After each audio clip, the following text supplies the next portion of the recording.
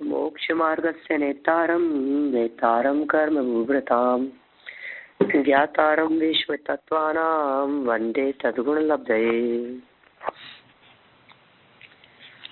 तत्वार्थ राजवार्तिक नामक यह ग्रंथ है। तत्वार्थ सूत्र की आचार्य अकलंक देव द्वारा लिखी गई है टीका। इसमें सम्यक दर्शनादि की चर्चा करते हुए जीवादिक 7 तत्वों को जानने की बात कही और कहा निर्देश, स्वामित्व, साधन, अधिकरण, स्थिति और विधान, इन सब के माध्यम से हमें इन तत्वों को जानना चाहिए।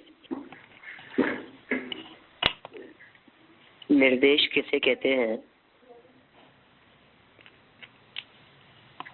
नाम मात्र कथन करने को निर्देश कहते हैं। सूत्र का अर्थ अपने को बहुत स्पष्ट ख्याल में होना चाहिए। निर्देश किसका नाम है? नाम मात्र का कथन करना, स्वरूप बतलाना, जिस वस्तु की चर्चा चल रही हो उसके स्वरूप का कथन करना, वो कहलाता है निर्देश। दूसरा शब्द है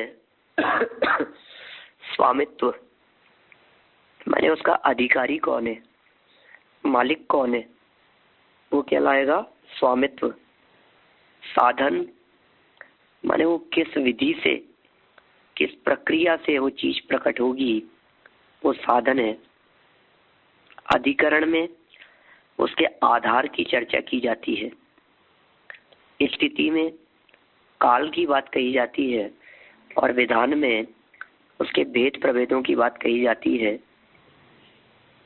ये सारी चर्चा हम जीव, अजीव और आश्रव तत्व तक के संदर्भ में बहुत यहाँ कर चुके हैं और आज बंद तत्व से अपने को चर्चा आगे बढ़ानी है। आप लोगों को यदि और कुछ इसमें आगे पीछे का ध्यान हो तो आप मुझे बतलाएं।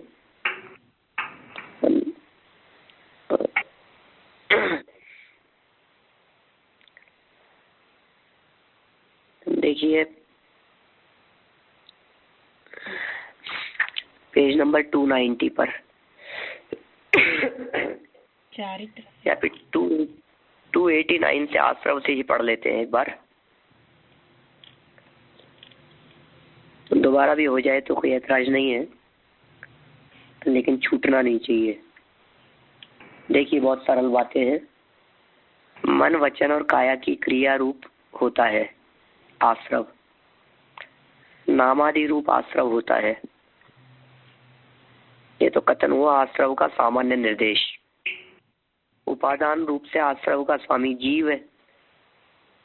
ये स्वामी कितनी बातों के आधार पर कथन करेंगे यहाँ? निर्देश, स्वामित्व, साधन, अधिकरण, स्थिति और विधान। इन 6 बातों के आधार पर समझाएंगे हम आश्रव को। तो आश्रव को सबसे पहले समझाया हमने निर्देश से। निर्देश से क्या समझाया कि आश्रव मन वचन काया की क्रिया रूप है, अथवा आश्रव का नाम, स्थापना, द्रव्य भाव, इनसे आश्रव को जान लेना चाहिए। नाम निक्षेप रूप आश्रव है। किसी में आश्रव की स्थापना कर दी हो, स्थापना निक्षेप रूप आश्रव है। इस तरह से समझना चाहिए।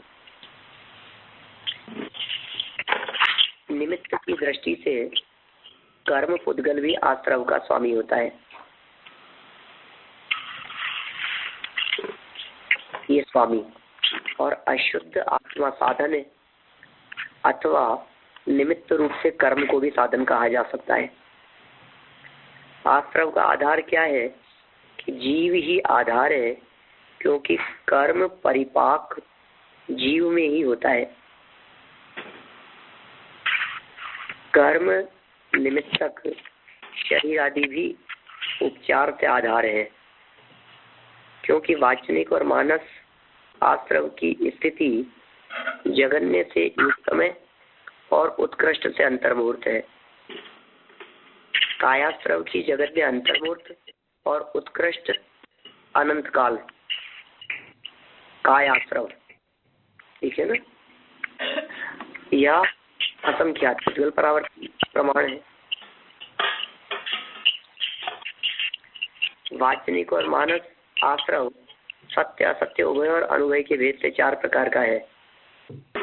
कायाश्रव की भेद बतला रहे हैं। भेद मतलब विधान की चर्चा।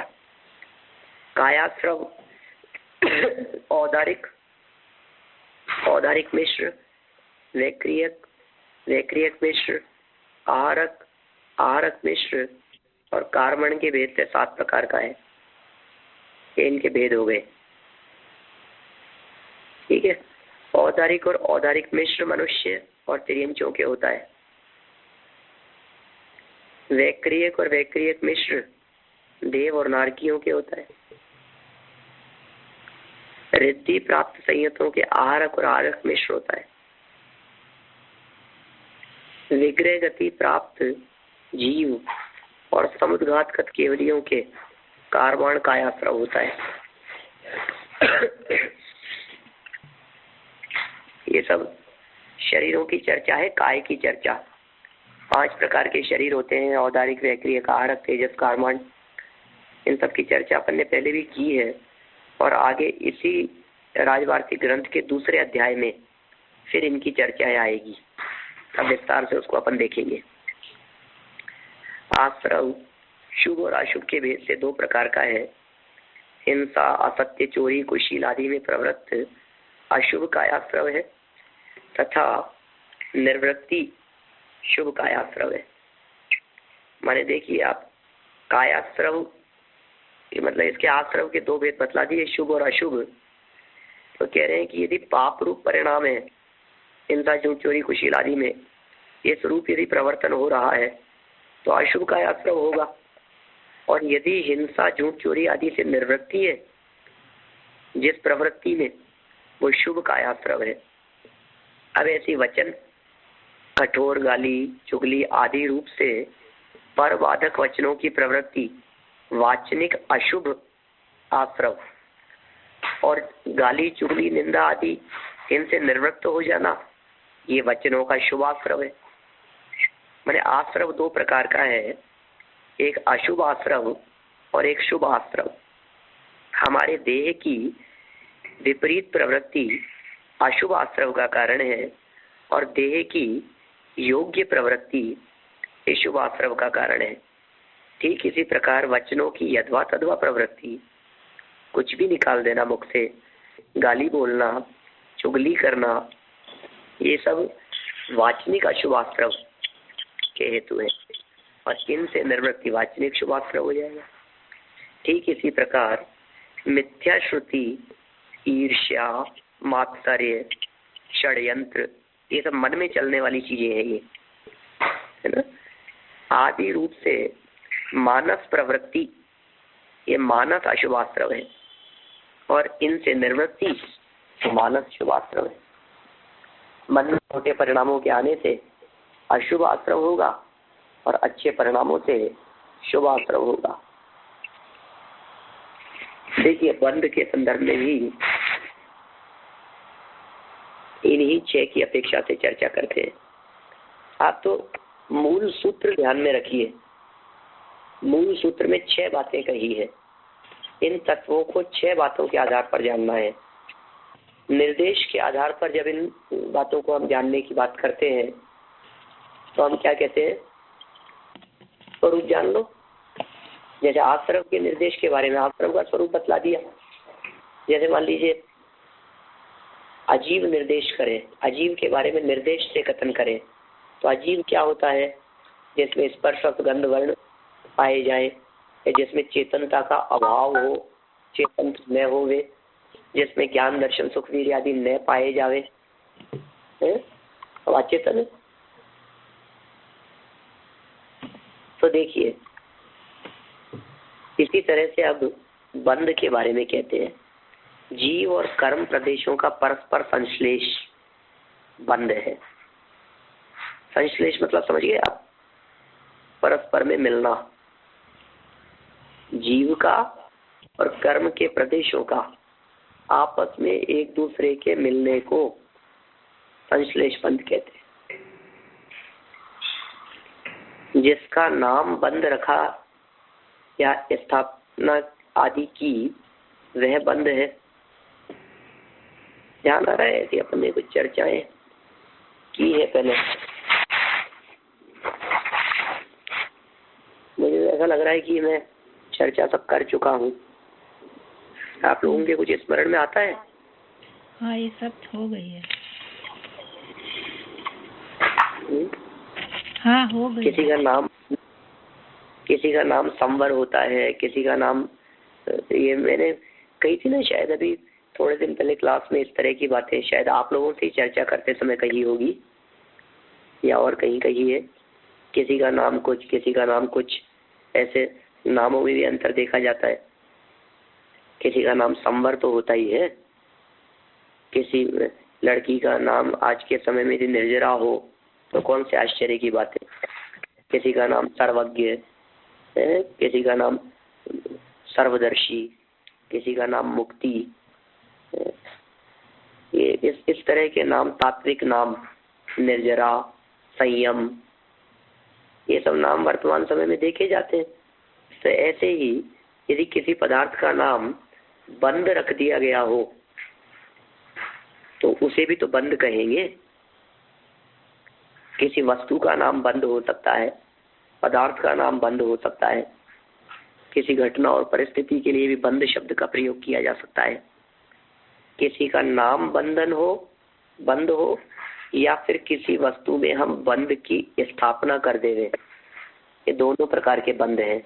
ये निर्देश। बंद का फल जीव को भोगना पड़ता है, अतः उसका स्वामी कौन है? जीव है। क्योंकि बंद में होता है, अतः पुद्गल कर्म भी स्वामी कहा जा सकता है।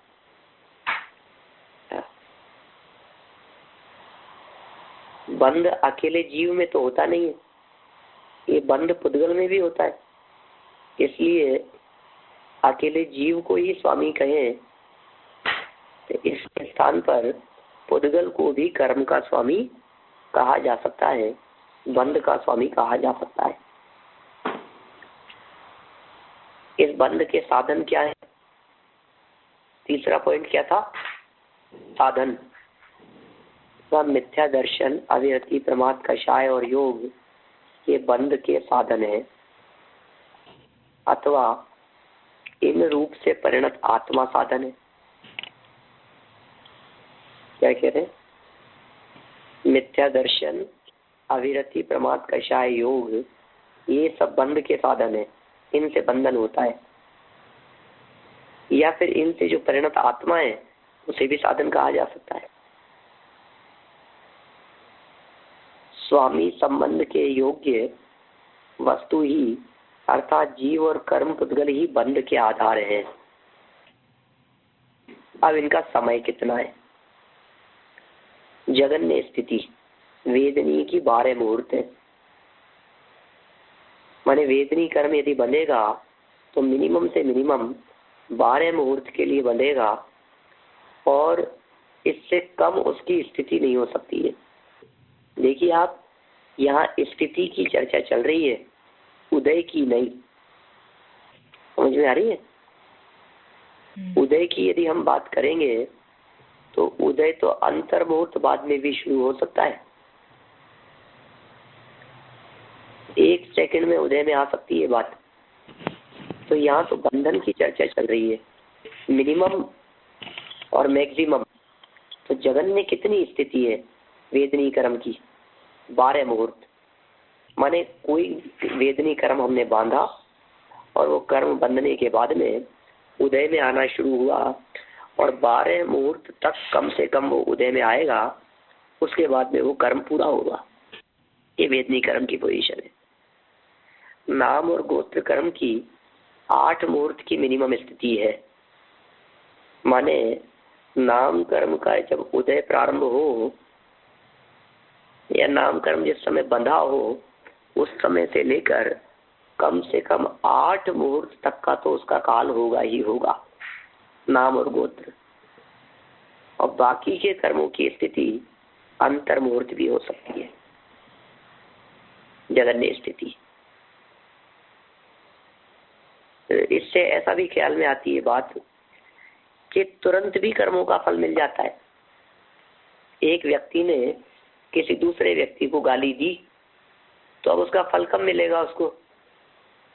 क्या पता था, अभी तो कर्म किया है उसने, फल मिलने में तो न मालूम कितना टाइम लगेगा। नहीं, कितना टाइम लगेगा? इसने उसके ऊपर नाराजगी में वचन कहे और तुरंत उसने खींच के चाटा मार दिया, तुरंत मिल गया ना फल। रिफ्लेक्ट होता है ऐसा, विरोध के बदले में विरोध, गाली के बदले में गाली और प्यार के बदले में प्यार, ऐसा स्वरूप देखा जाता है जगत में भी। तो तुरंत फल मिला ना उसका। हमने इधर से जैसा कहा उधर से तुरंत सामने से उस प्रकार का जवाब आ गया। जैसे देखो आप, हमने किसी व्यक्ति से कहा जय जिनेंद्र, तो सामने से क्या जवाब आया कि किसके फल में? मुझे ये बताइए, जय जिनेंद्र के फल में, जय जिनेंद्र वचनों के द्वारा बोलने के फल में जय जिनेंद्र सुनना, ये फल मिला ना उसका। कितने समय अंतराल बाद में हुआ? उसमें अंतर्मुहूर्त काल लग गया। देखिए, आपने वैसा कर्म बांध भी लिया और उसका वैसा फल भी मिल गया। हमने किसी व्यक्ति को गाली दी और सामने से उस व्यक्ति ने भी गाली दी हमारे को। तो हमने जो गाली दी थी ना, आप शब्द बोला था, छोटा सा बालक हो घर में और एकदम कुछ बोलता है आपको, आप शब्द कहता है और आप एकदम उठा के खींच के चाटा मार देते हैं उसके। बोलना नहीं आता, मैनर्स नहीं है तेरे में। तो अब ये क्या हुआ? ये उसने पहले कोई कर्म बांधा होगा, उसके फल में चाटा पड़ा होगा उसके कि नहीं पहले वेले का चक्कर नहीं है, तो अभी तुरंत किया और तुरंत ही फल मिल गया उसका।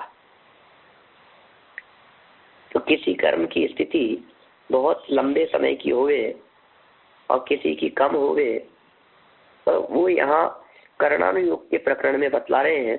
ये चीज हमारे पकड़ में आने योग्य नहीं है। हम तो सिर्फ इतनी बात समझ ले रहे हैं कि वर्तमान भाव में भी उसका फल मिल जाता है। मुझे ऐसा ध्यान आ रहा है कि जब मैं ये प्रकरण समझा रहा था तो किसी ने मुझसे अंत में ऐसा पूछा कि हमें इस भाव में भी कर्म का फल मिल जाता है क्या? और मैंने शायद समझाते हुए इसी प्रकार की बात कही थी कि इस भाव की बात कर रहे हैं, तत्काल भी फल मिल जाता है, तुरंत भी मिल जाता है ना? ध्यान आया क्या कुछ आप लोगों को? हाँ जी। तो ये वेदनी और एक जो स्थिति है तो 12 मुहूर्त तक बंद रहेगा और बाद में उदय में आएगा? नहीं, ऐसा नहीं, इसका बंद 12 मुहूर्त रहेगा। देखिए, ये 2-3 चीजें हैं। मैं और देखिए प्रकरण चल रहा है तो आप लोगों को क्लियर कर दूं। स्थिति, अबाधा काल और उदय, 3 चीजें हैं। स्थिति, अबाधा काल और उदय। जिस समय हमने कर्म बांधा है उस समय से लेकर जितने समय तक उन कर्म पुर्दगल परमाणुओं का आत्मा के साथ में संबंध बना रहेगा उतना काल कहलाता है स्थिति। स्थिति कब से कब तक है? जिस समय इस जीव ने परिणाम किए हैं उस समय से लेकर मैक्सिमम जितने भी काल तक वो रहे, जितने टाइम पीरियड तक आत्मा के साथ में बंधा रहेगा उतना उस कर्म की स्थिति है। समझ में आ गई बात? स्थिति मतलब जैसे मान लीजिए यहाँ वेदनी कर्म की स्थिति की बात कही, 12 मुहूर्त की। इसका मतलब कोई भी जीव जब वेदनीय कर्म को बांधता है या इस जीव के जब भी वेदनीय कर्म का बंधन होता है उस समय से लेकर मिनिमम से मिनिमम वेदनीय कर्म 12 मुहूर्त तक तो बंधा रहेगा ही। ये हुई एक बात स्थिति के बारे में।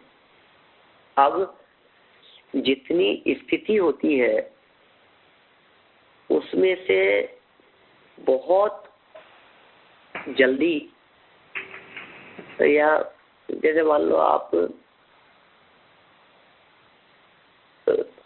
एक कोड़ा कोड़ी सागर की स्थिति है किसी कर्म की, तो उसमें से जितने समय तक फल नहीं मिले, उस स्थिति में से ही जितने समय तक फल ना मिले उतना काल कहलाता है अबाधा काल।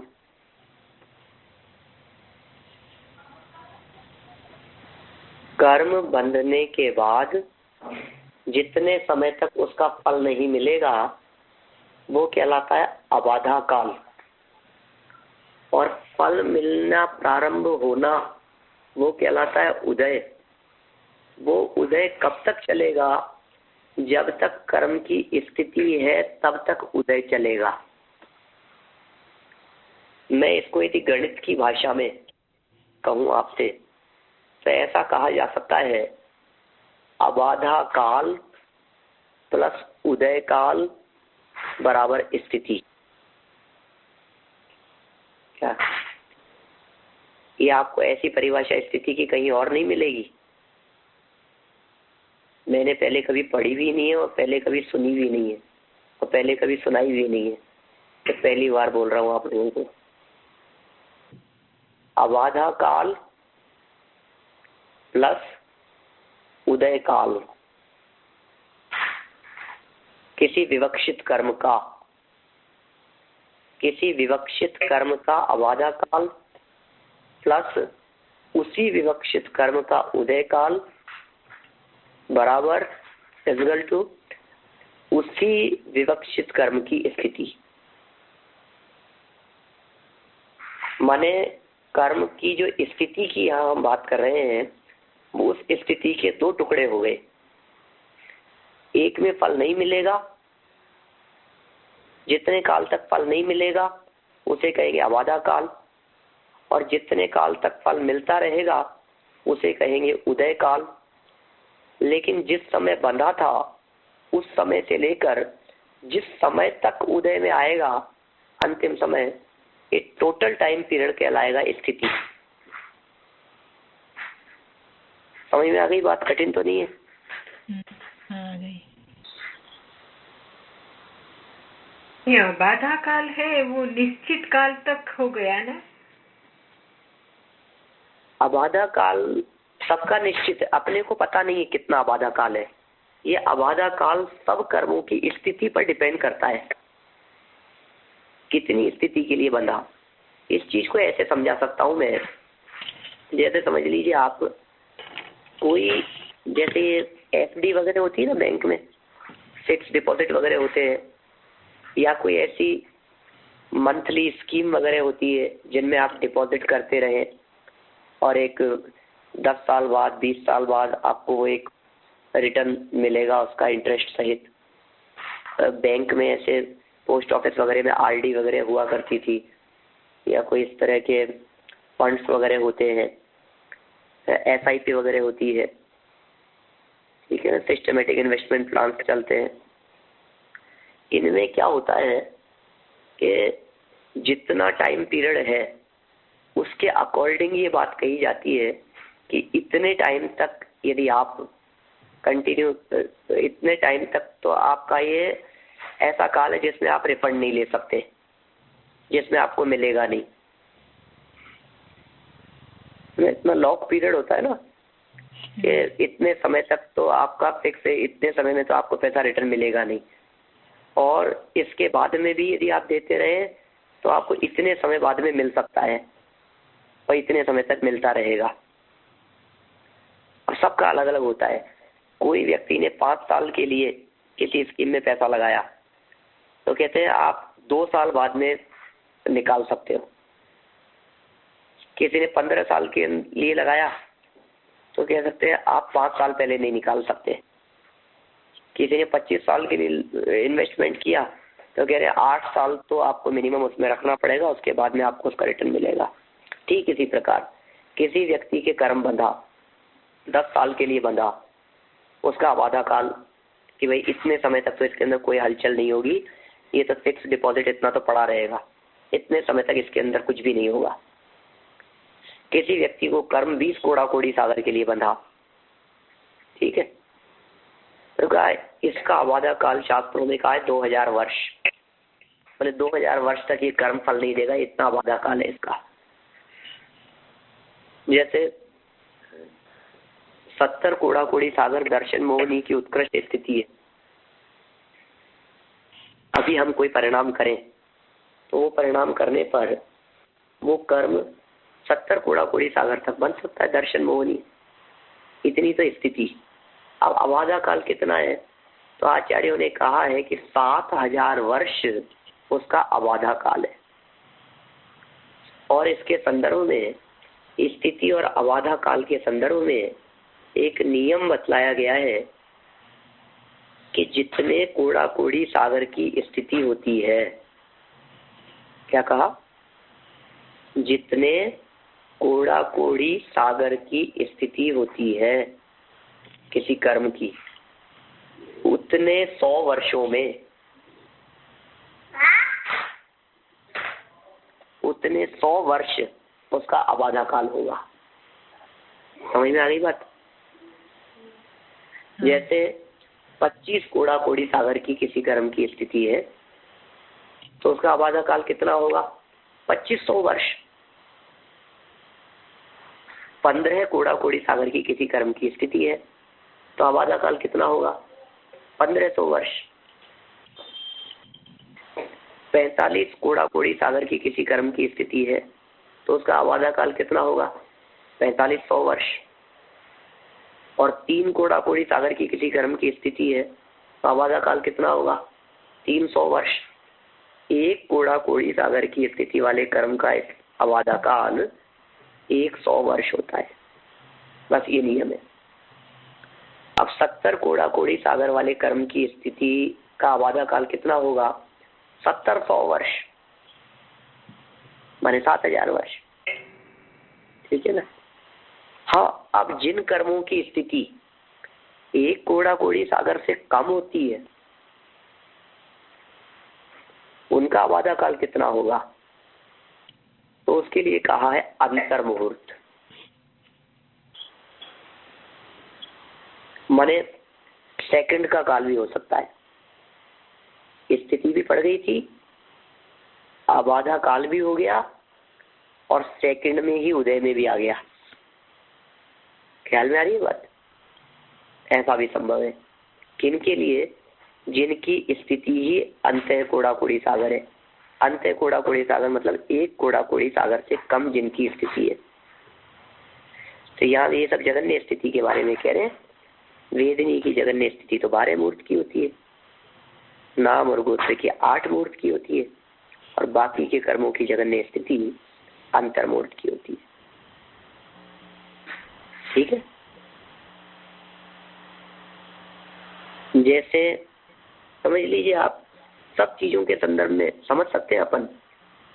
आंख नाक कान के संदर्भ में समझ सकते हैं, ज्ञानावरणी कर्म के संदर्भ में, अंतराय कर्म के संदर्भ में। ठीक है ना? अभी कर्म बांधा और अभी फल मिल गया तुरंत। अभी कुछ ऐसा काम किया कि जिसके फल में अभी तो काम किया था और वो उसी समय कर्म बंध भी गया, और बंधने के बाद में अबाधा काल भी पड़ गया और अबाधा काल पूरा भी हो गया और फल भी मिल गया। और हमें तो लगता है कि यार ये सब इतना टाइम, अरे भाई साहब, समय बहुत सूक्ष्म है। समय की सूक्ष्मता का पता न होने से, भाव वासन न होने से ये बात पकड़ में नहीं आती हमारे। ठीक है ना? देखिए, उत्कृष्ट स्थिति ज्ञानावरण, दर्शनावरण, वेदनी और अंतराय की 30 कोड़ा कोड़ी सागर की है। क्या? ज्ञानावरण, दर्शनावरण, वेदनी और अंतराय की 30 कोड़ा कोड़ी सागर की उत्कृष्ट स्थिति है। मोहनी की 70 कोड़ा कोड़ी। अब वैसे मोहनी के 2 भेद होते हैं, एक दर्शन मोहनी और एक चारित्र मोहनी। तो दर्शन मोहनी की तो 70 कोड़ा कोड़ी होती है और चारित्र मोहनी की 40 कोड़ा कोड़ी होती है। नाम और गोत्र की 20 कोड़ा कोड़ी सागर है। आयु की 33 सागर स्थिति है। हम जानते हैं, क्योंकि आयु कर्म 33 सागर से ज्यादा टाइम पीरियड के लिए नहीं बनता। अब देखो, इससे ये तीनों बातें समझ में आ जाएगी। आयु कर्म से अबाधा काल, उदय और स्थिति, ये तीनों बातें समझ में आ जाती है। जैसे देखिए, आयु कर्म हमने बांधा यहाँ से। अब आयु कर्म की जो स्थिति है, अभी इसमें अबाधा काल जोड़ करके बात नहीं की, 33 सागर इसकी उत्कृष्ट स्थिति बतलाई है, तो उदय की अपेक्षा से बात की है यहाँ पर। ये मैक्सिमम उदय यदि रहे आयु कर्म का तो 33 सागर तक रहे। लेकिन जिस समय बांधा था उस समय पड़ी थी ना उसमें स्थिति, क्या आयु कर्म में स्थिति कब पड़ी थी कि जिस समय बांधा था, तो अब बंधा था उस समय से लेकर कब तक बंधा रहेगा, ये तो हो गई स्थिति।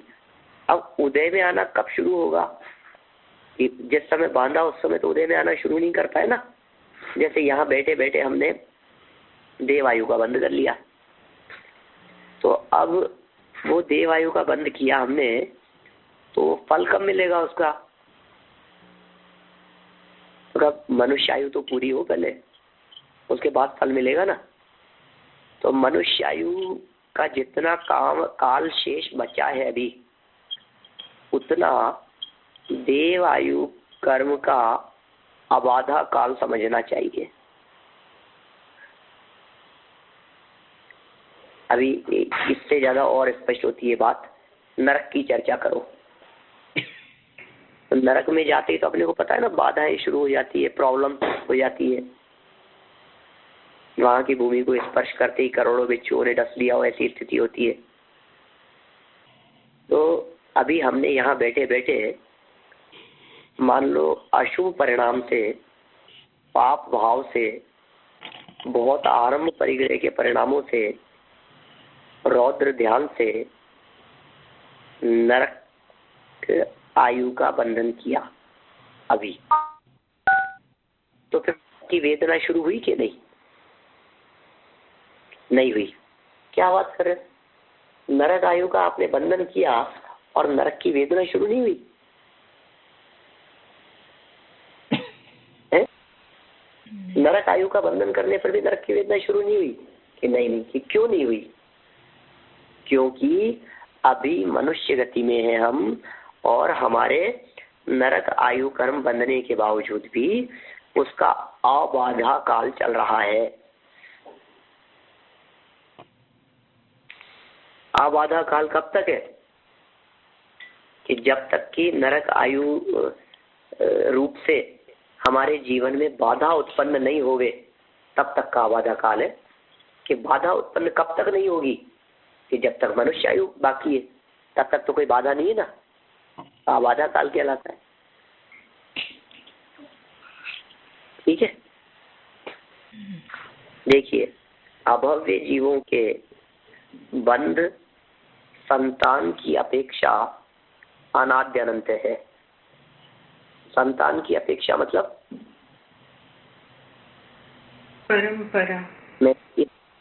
परंपरा। मैंने इस संतान शब्द की चर्चा करते हुए बतलाया था, हमारे किसी विद्यार्थी ने पूछा आत्मा की संतान, ध्यान आ रहा है आपको? पिछली क्लास में अपन ने चर्चा की थी, उसकी पर्याय, उसकी संतति। अभव्य जीवों के बंध संतान अपेक्षा, परंपरा अपेक्षा अनादि अनंत है।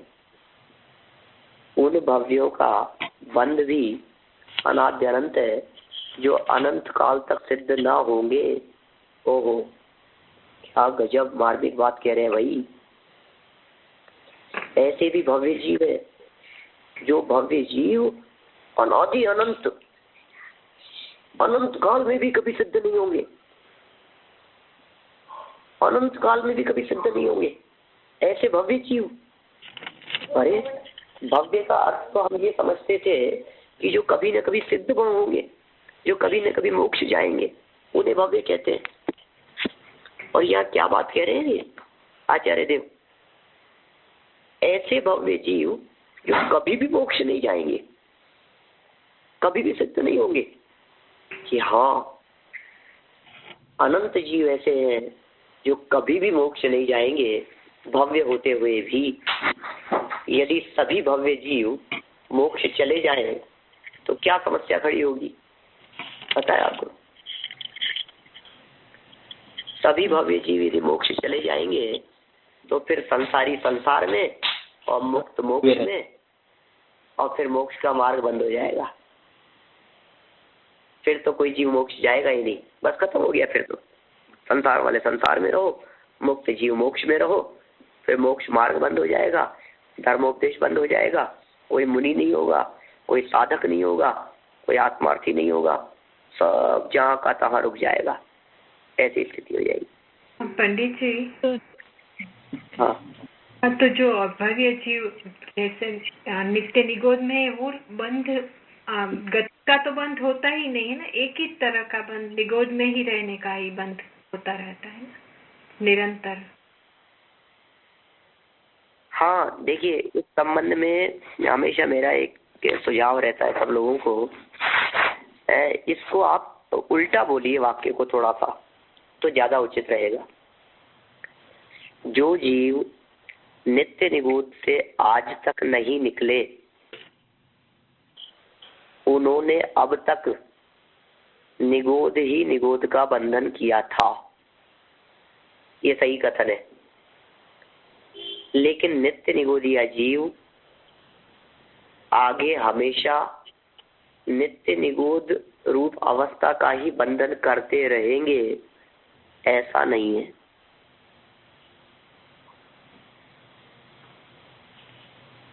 वापस बोलूं एक बार, जो कभी निकलने वाले ही नहीं है। देखिए ऐसा सामान्य रूप से तो हम कह सकते हैं, लेकिन निकलते रहते हैं ना वहां से जीव नित्य निगोद से। नित्य निगोद से हर 6 महीने 8 समय में 608 जीव निकलते हैं ना, तो उनके परिणाम उत्कृष्ट होते होंगे, उनका बंधन दूसरे प्रकार का होता है, तभी तो वे निकलेंगे वहां से। नित्य निगोद अवस्था से निकल करके त्रस पर्याय की प्राप्ति की थी ना भरत जी के 923 पुत्रों ने। नित्य निगोद माहिते कड़ कर नर पर जाए पाए सुखदानी, समकित लही अंतर मुहूर्त में केवल पाए वरी शिवरानी। नित्य निगोद अवस्था से निकलकर नित्य निगोद माहिते कड़ कर नर पर जाए पाए सुखदानी, नर पर्याय की प्राप्ति की उन्होंने नित्य निगोद से निकल करके। तो निकले, इसका मतलब दूसरे तरह के परिणाम हुए उनके नित्य निगोद से निकले तब। हाँ, लेकिन जब तक नहीं निकले थे तब तक निगोद रूप कर्म का बंधन ही करते रहे थे। वो कब से कर रहे थे? क्या अनादिकाल से कर रहे थे। ठीक है ना? तो ये भव्य जीव सिद्ध नहीं होंगे तो भव्य कैसे कह सकते हैं? क्या चीज? भव्य, कई भव्य जीव सिद्ध न कभी सिद्ध नहीं होंगे तो भव्य कैसे कह सकते हैं? बहुत सुंदर प्रश्न है आपका। देखिए, भव्यत्वपना और अभव्यत्वपना ये पारिणामिक भाव है ना। जीव भव्य भव्यत्वा नीचे, ऐसा सूत्र है, आगे आएगा। जीवत्व, भव्यत्व और अभव्यत्व, इसका मतलब ये भाव सब जीवों में है। पारिणामिक भाव का मतलब जिसमें भव्यत्व है उसमें सदाकाल भव्यत्व है, जो अभव्य है उसमें अभव्यत्व भाव सदाकाल है, और जीवत्व भाव सब में सदाकाल है। तो जिन जीवों में भव्यत्व भाव है, इसका मतलब ये भव्य है ना, कि हाँ किसी एक व्यक्ति के सर पर हमने हाथ रखा और कहा बताओ ये भव्य है या अभव्य है। जवाब मिला कि ये भव्य है। ठीक है, फिर हमने कहा ये मोक्ष जाएगा या नहीं जाएगा? कहा अवश्य जाएगा। कि कैसे कहते हो? कि भव्य है ना इसलिए जाएगा। ऐसा भव्य बतलाओ हमारे को जो भव्य कभी भी मोक्ष नहीं पाएगा। 3 बुक में किसी भी भव्य जीव के ऊपर हाथ रखकर ये नहीं कहा जा सकता है कि ये वो भव्य है जो कभी भी मोक्ष नहीं जाएगा। तो फिर ऐसा कैसे कह रहे हो आप? अरे भाई, ये तो समष्टिगत कथन है। जैसे देखिए, मैं आपसे पूछता हूं कि हिंदुस्तान मनुष्यों से कब खाली हो जाएगा? हिंदुस्तान, भारत मनुष्यों से कब खाली हो जाएगा? तो जवाब क्या दिया हमने? भारत मनुष्यों से कभी भी खाली नहीं होगा। फिर हमने पूछा, तो ऐसा कौन सा मनुष्य है जो भारत में हमेशा बना रहेगा? तो कहा ऐसा तो कोई नहीं है। तो सारे मनुष्य मरेंगे ना भारत में जितने भी है? कि हाँ मरेंगे। तो यदि भारत में रहने वाले सारे मनुष्य मर जाएंगे तो फिर मनुष्यों का अभाव कैसे नहीं होगा?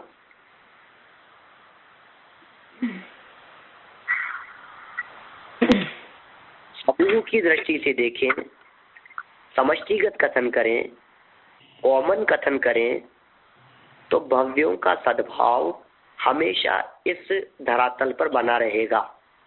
भव्य जीवों का सद्भाव, ठीक है ना? लेकिन व्यक्तिगत कथन करें तो भव्य जीव तो मोक्ष जाएगा ही ना। सामूहिक रूप से हम ये कहेंगे, अनंत काल बाद भी अनंत जीव ऐसे होंगे जो भव्यत्व होंगे, लेकिन तब तक मोक्ष नहीं हुआ होगा। ख्याल में आ रही है बात? नहीं, कठिन तो नहीं लग रही है? नहीं, फिर से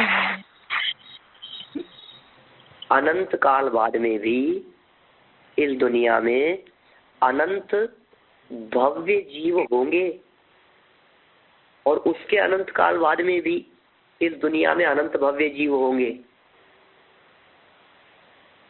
फिर अनंत मोक्ष चले जाएंगे, तब भी इस दुनिया में अनंत भव्य जीव बचेंगे। तो कब तक बचे रहेंगे?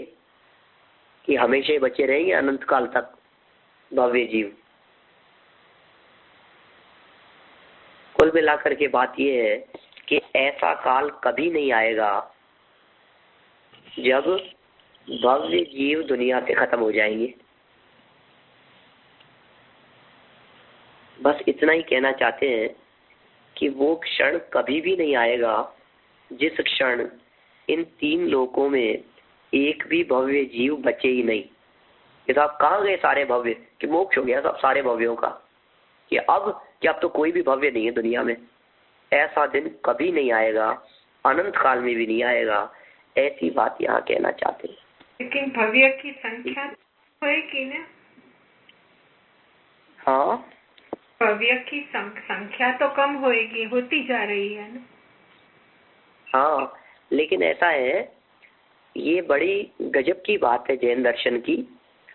सिद्धों की संख्या बढ़ नहीं रही है, मतलब ऐसे तो बढ़ रही है एक एक करके, 6 महीने 8 समय में 608 जा रहे हैं, लेकिन तो भी उनकी अनंतता में कोई फर्क नहीं पड़ेगा।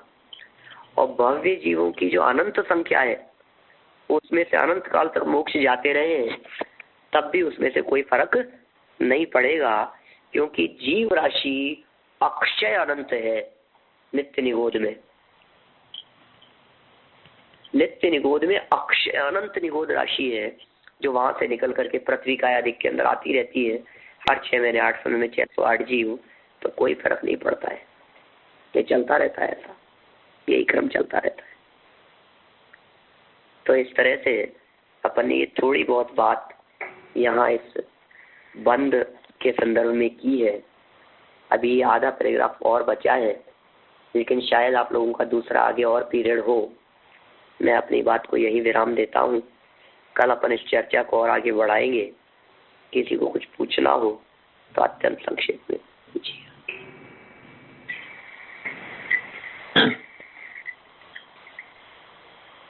वो नहीं ना? मैंने संजय जी, भव्य सिद्ध क्यों नहीं होंगे? हाँ, अपन कल करेंगे चर्चा। और कुछ, और कोई बोल रहे थे? संजय जी, मैं ये पूछ रहा था, अपन ने बंध का जो की चर्चा की थी पहले, उसका स्वामित्व जीव को कहा, पर दूसरे शास्त्र में जैसे समय सार कर्ता कर्म में तो पुद्गल को स्वामित्व पूरा कहा है, जीव तो है ही नहीं कुछ करता उसमें। हाँ। कौन वैसा बोल रहे हैं? मैं कुशल बोल रहा हूँ, कुशल जैन। हाँ, ऐसा है, समयसार की शैली अलग प्रकार की है, और क्योंकि समयसार तो प्रयोजन परक कथन करता है ना, तो वो तो पुद्गल को ही स्वामी कहेगा।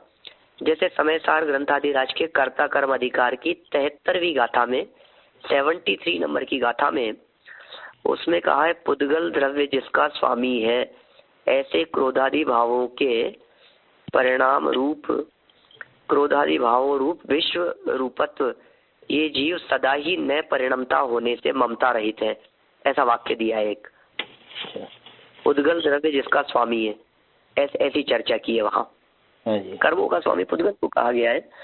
यहाँ पर भी यदि आप दूसरी लाइन देखेंगे इस बंध की, तो इसमें कहा है चूंकि बंध दो में होता है, अतः पुद्गल कर्म भी स्वामी कहा जा सकता है। तो यहाँ भी जैन दर्शन अनेकांतवादी दर्शन है, तो यहाँ भी इन्होंने पुद्गल द्रव्य को भी उसका स्वामी कहा है, कर्म को भी उसका स्वामी कहा है। दोनों ही प्रकार की बातें हैं। लेकिन समय सार में तो कहा है कि जीव तो कभी स्वामी हो ही नहीं सकता। द्रव्य दृष्टि अपेक्षा से कथन है ना, स्वभाव नहीं है, स्वभाव रूप से उस रूप नहीं परिणमता, इसलिए उसका स्वामी नहीं। वहां तो यह भी कहा है कि ज्ञानी उसके स्वामी पने रूप प्रवर्तन नहीं करता, अज्ञानी उसका स्वामी होकर प्रवर्तन करता है, विकार के स्वामी होकर। कर्म भी दो प्रकार के है ना, एक अगादि रूप और एक द्रव्य कर्म रूप। तो रागादि रूप कर्मों के स्वामीपन की बात करेंगे, अज्ञानी को, उसमें भी द्रव्य अज्ञानी को कहा करता। हाँ, अज्ञानी को कहा, लेकिन अज्ञानी भी द्रव्य दृष्टि की अपेक्षा से देखें तो उसका स्वामी नहीं है, निर्विकारी है, शुद्ध ही है। उस पर्याय का कर्ता जीव नहीं है, उस विकार और अज्ञान का कर्ता वो अज्ञान पर्याय ही है। जीव तो निर्विकारी शुद्ध ही है।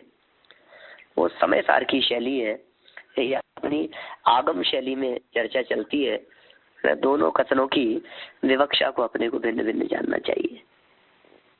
ऐसा है। चलिए, जिनवाड़ी स्तुति बोलते हैं। या वाणी के ज्ञान ते सूझे लोकालोक, सो वाणी मस्तक न सदा देत हूँ धोख, सदा देत हूँ धोख। नौ बाण मुखार मंत्र।